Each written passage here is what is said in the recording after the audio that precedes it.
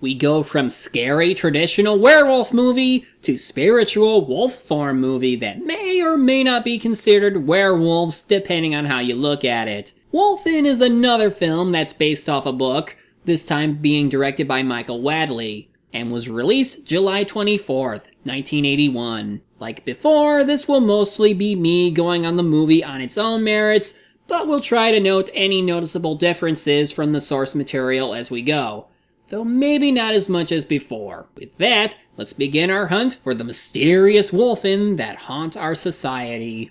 The film opens in New York City, where in addition to some folk on top of a large bridge, no doubt they'll be important later, we see a desolate part of the city that's also going through demolition.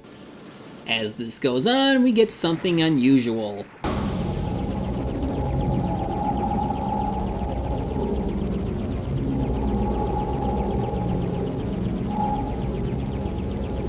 This is meant to be Wolfen vision, as the book told the story through both human and Wolfen perspectives, though the use of it at times can be rather questionable since the angles or where the footage is showing suggest that it isn't trying that hard to hide.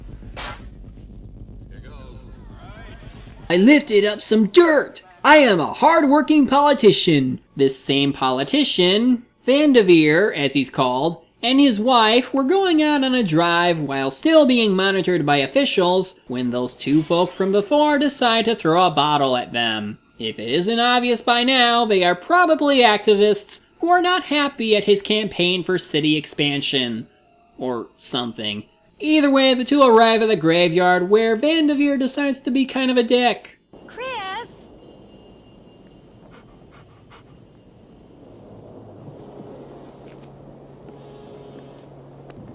Chris! I didn't know humans could make that kind of sound on their own, but uh-oh, ominous shadows, a full moon. A blood moon? Will there be blood for the blood god tonight?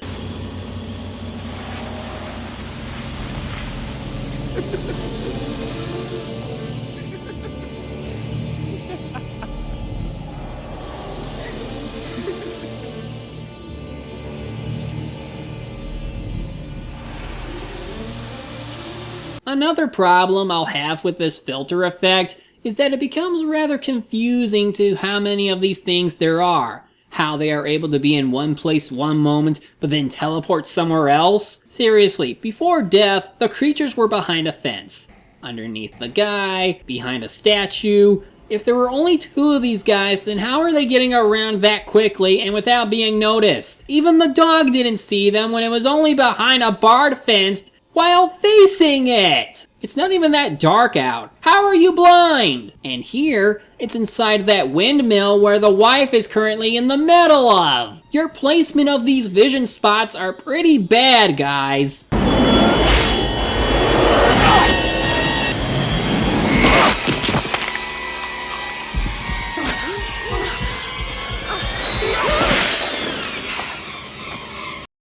What happened? How did they die? Did the Wolfen seriously kill them with nothing? Or is this meant to imply that they move so fast they are unseen? It just feels awkwardly shot and not at all worth the payoff. Well, this leads to our main character of the movie, Dewey Wilson, played by Albert Finney, a former NYPD captain who is just living how he wants, but is soon called onto the force by Warren, played by the late Dick O'Neill, when the earlier murder victims are found. The usual cop official conversation occurs, like, "What is this world coming to?" and "This guy was rich and powerful. Why this? Why that?" Nothing too spectacular. I'm still wondering why Wilson has himself a Rambo headband. He talks with Whittington, played by the late Gregory Hines, who points out something odd about Vanderveer's murder. Something you can tell your grandchildren about. Took his brain. What the hell do you suppose they did with it? Jar it up and use it for science. And nobody ever thinks about the head. During the French Revolution, when they chopped the heads off, they quick pick them up out of the basket and look them in the face. But most went out right away in shock. Every fifth head or so was alive, wide awake, eyes blinking, mouth trying to say something. Yeah, sure. brain can live without oxygen for more than a minute. That's a long time, Billy boy.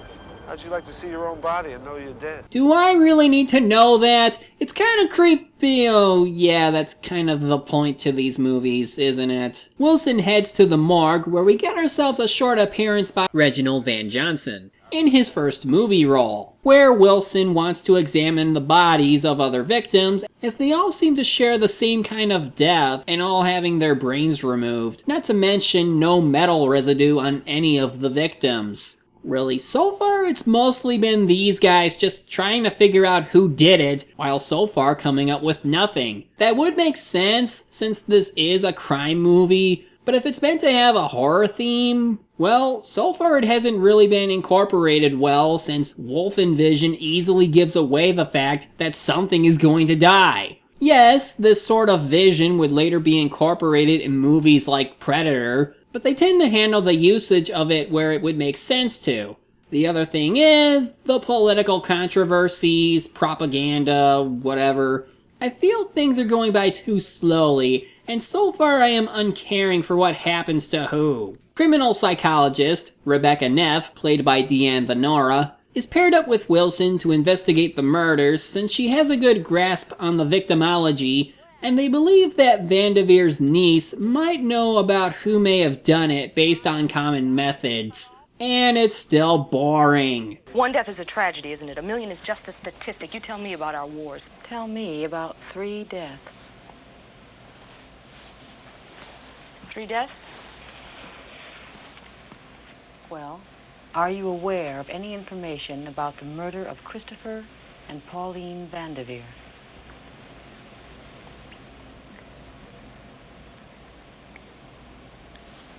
It wasn't a murder, Rebecca. It wasn't a murder, Rebecca. It was an execution. It's so boring. Finally, it seems someone is going to die.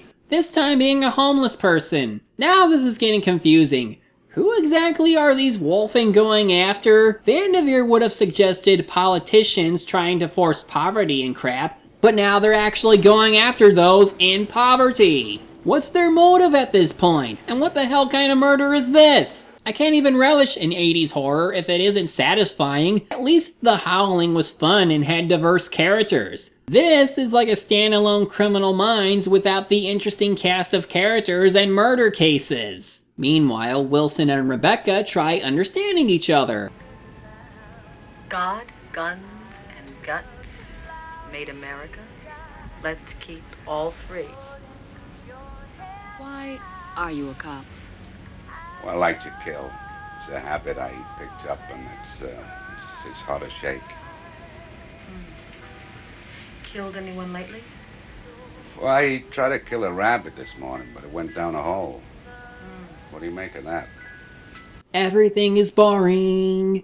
Everything is lame when you're only talking. Everything is boring when you have bad plotting. Eventually, they find some sort of connection between Vandeveer and the recent murder involving a hair that was found.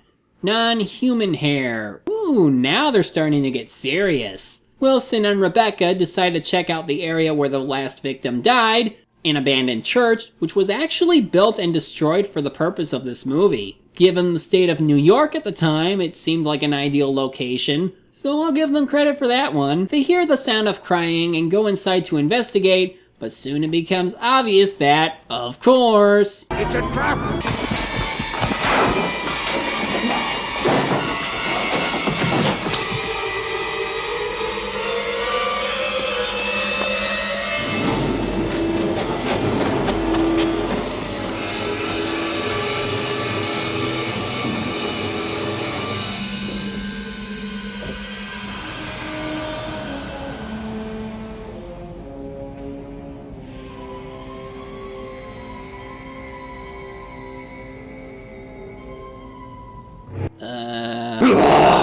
No! No! No! I could not accept this!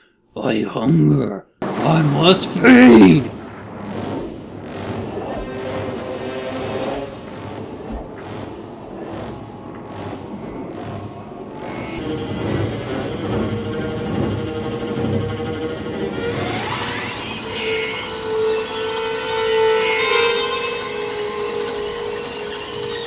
Knock it off. It isn't scary. So, no mention of why he pulled her away from danger? Or the howling he heard?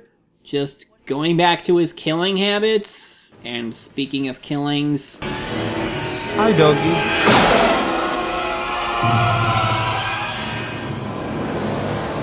It looks like we're getting an actual suspenseful moment, but knowing that the creatures only come after Wolfen vision, we know the payoff is just a jump scare. Weak. They visit a zoologist who might be able to identify the hairs, and soon he connects it to one particular species, Canis lupus. I can't quite place the subspecies. There were 40 odd, but it's definitely lupine. Any wild around New York? No, I wish. We wiped them out around the turn of the century in the East. They went the way of the Indians and the buffalo, the Genocide Express. Used to be millions, now just a handful in the Rockies. What are you two trying to pin on the big bad?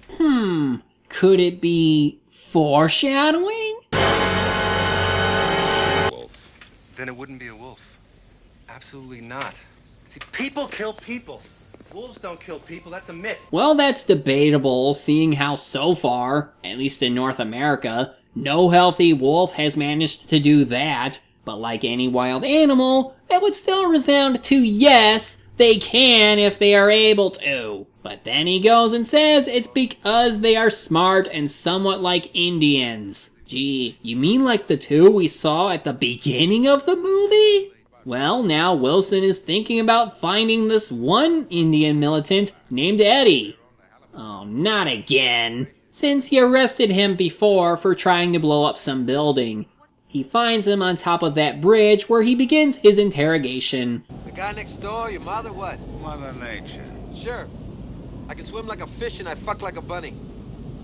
I can shift with the best of them. Shift. Shape shift, we do it for kicks. Oh, yeah? Turn ourselves into a different animal. One night a salmon, next night a deer. Or a wolf? Sure. It's easy. Go on. It's all in the head. That'd be murder. You wouldn't kill anyone else, would you? That's what they pay you to find out.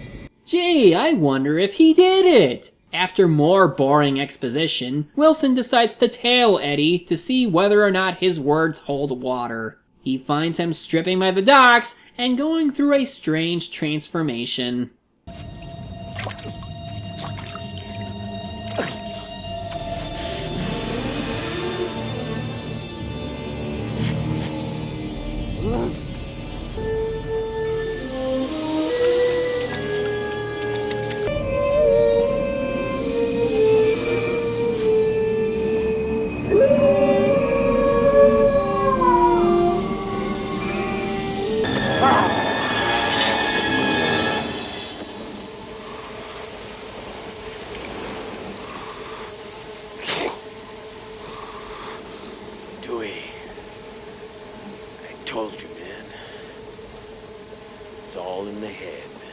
So, was that just spiritualism? Then what were those murders about? Oh wait, something else is doing it. Yeah, because that zoologist guy from before? Well, he seems to know something, and I think he believes it's because he helped kill off wolves before.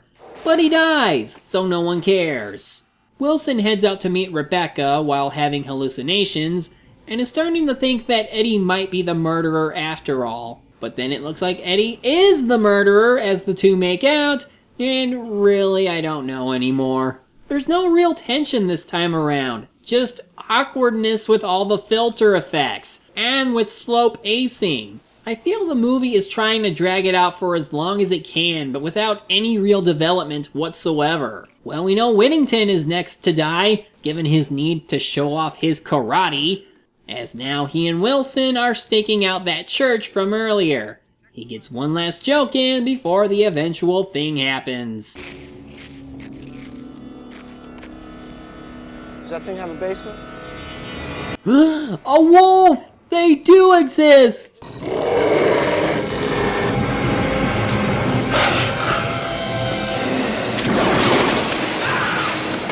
So so much for silent but deadly. Now I'm starting to think that all they do is tackle them, and somehow that lets them rip through their skin like tissue. Wilson finds him dead and runs to a bar, and meets the 3 Indian guys from before, including Eddie, who then tell him what these Wolfen are. It's not wolves, it's Wolfen. For 20,000 years, Wilson. 10 times your fucking Christian era. The skins and the wolves, the great hunting nations lived together. Nature in balance. Then the slaughter came.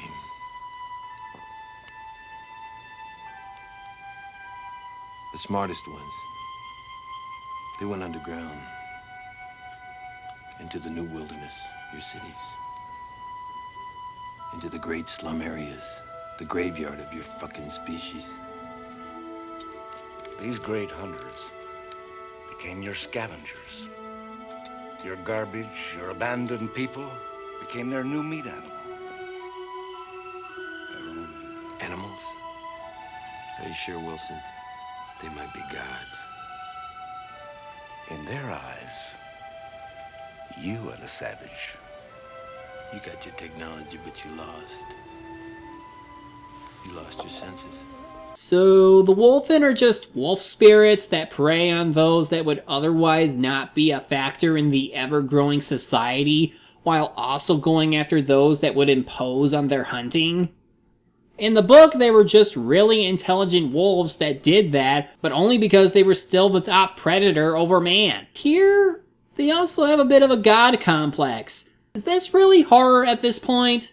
It just feels more like a supernatural murder mystery with barely any real horror to it. Just a few jump scares and attempts at being creepy, and suspense that doesn't really feel suspenseful at the same time. And in this case, then it seems what people said were true, and that this isn't even a werewolf movie at all. We are just dealing with spiritual wolves that others could theorize as werewolves given their super intelligence and their ability to control human society by thinning their numbers. But that's not really the same thing. Unless we actually see someone turn into a wolf of any kind, you can't really qualify this as a full-fledged werewolf movie. Well, at this point, there's no turning back now, so let's just finish this. Wilson figures out that the Wolfen were trying to protect their hunting grounds in the area that Vanderveer was going to build his tower. Warren and Rebecca show up with a wolf skin, saying they found it off some religious terrorist cell, and are planning to use that as testimony for the murders. The Wolfen decide now they should go after the 3 since they've been too involved with this case, and they end up killing Warren in typical fashion. I do have to admit though, at least this is the only time in the movie where I felt a bit of tension, mostly because we're dealing with actual wolves now. Anything can happen and you don't know how it will end.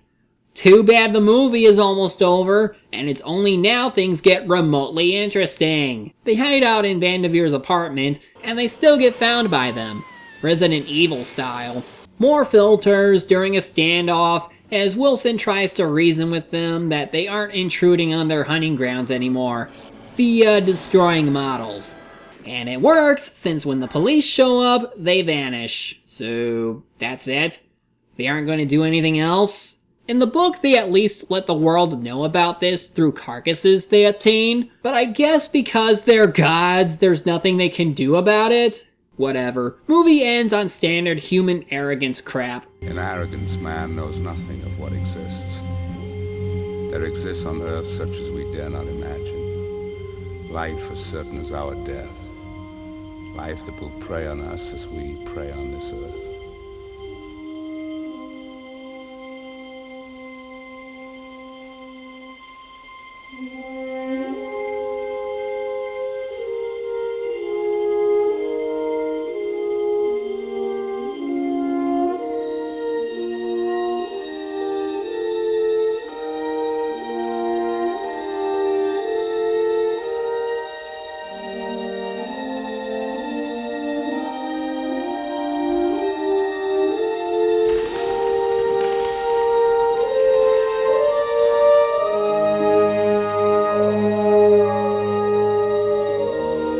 This movie disappointed me. After coming off The Howling, I was ready for more werewolfy goodness. But none of that occurred here, and instead it felt like one long and drawn-out murder mystery with a supernatural twist to it. And that's the biggest complaint here. It's way too drawn out for its own good. Around 2 hours of boring dialogue from characters who barely do much to characterize themselves, with 1 or 2 exceptions, and I felt no sympathy for anyone even if they died. Any social commentary there is on spirituality, nature, and human invasion just feels tacked on or lazy, and the special effects just felt jarring after a while. Again, they get better used in future movies, as this was merely one of the first to utilize it, but here it's used in a non-consistent way. Maybe I just don't get the style or intention of the writing, and from what it looks like, the book did more favorably,